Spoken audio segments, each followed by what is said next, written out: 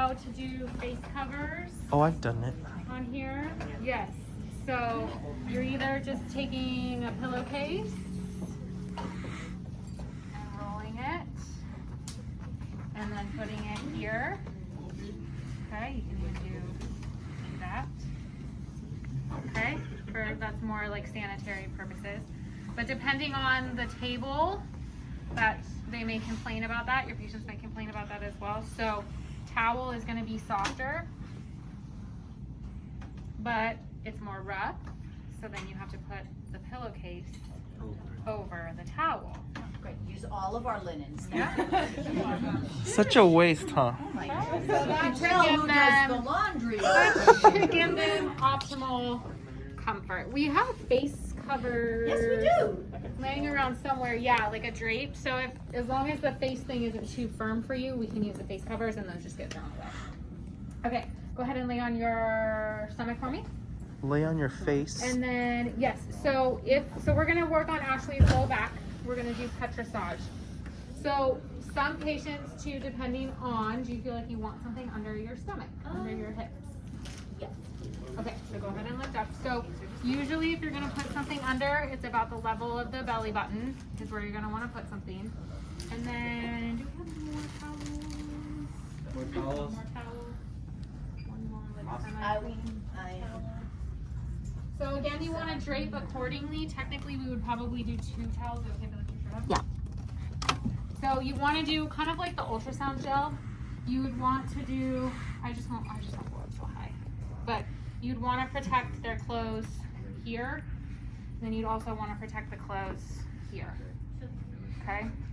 So what's the big difference between effleurage and Petrassage? Deep and superficial. Which one's which? Petrassage is deep, and effleurage is superficial. Yes.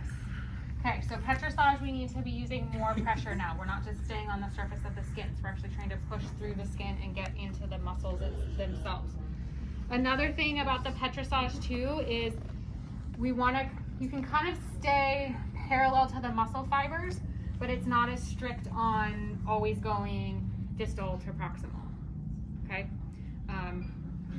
If they have swelling in the area, then you want to kind of keep that in mind, but otherwise you can kind of play around with it. So again, I'm just going to get some lotion on her back. So we're going to say we're going to work on her like right QL or something. That's what we're going to work on. Okay. So in order to get to the point of Petrassage, you need to spend a minute or two just doing light effleurage strokes on the skin to kind of warm them up, get the patient to relax a little bit. So you're going to spend, I don't know, maybe 10 strokes just trying to kind of loosen up the area.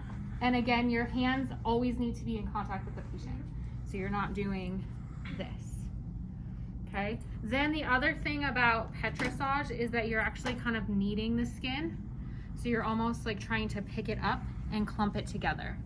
So again, a little less is more sometimes.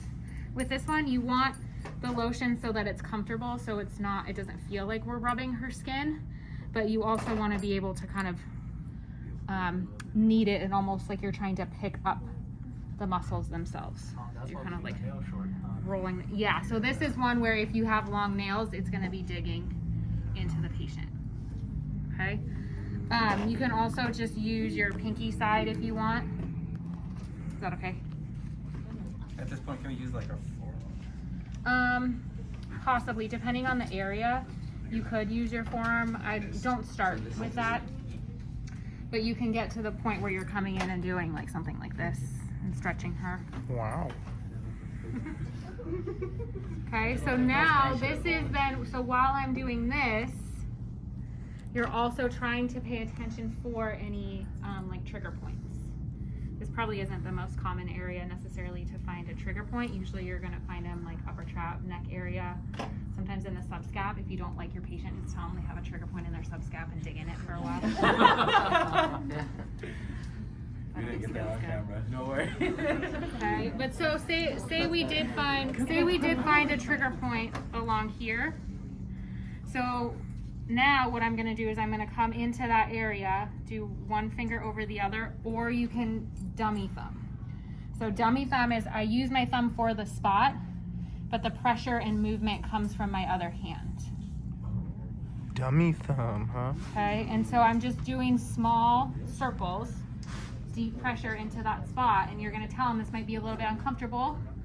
You're gonna hang out there for like 2 or 3 minutes, ideally to the point where they say, okay, it's kind of like numb, I don't feel it anymore. Or you as the therapist also kind of feel it relax or release, and you don't feel that there anymore. Okay, but again, I'm not using this hand to actually push. I'm just resting my thumb there and the pressure's coming from the heel of my opposite hand, okay? Or you can do, again, one finger on top of the other. You could do it this way too. Is that okay? Sorry. Okay? So ideally we're doing 8 to 10 strokes of effleurage just to warm it up. That was a little too much pressure. So some light strokes of effleurage. Then you're gonna get into the Petrassage. That one usually lasts like maybe 5 minutes. Okay, then once I feel like I'm done with that, you back out with your effleurage strokes and you end with effleurage. So in total 8 minutes. Yeah. 8 to 10 minutes total.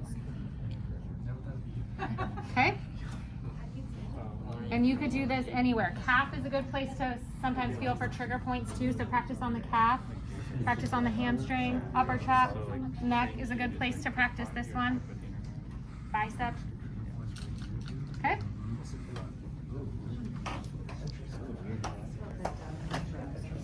Petrassage.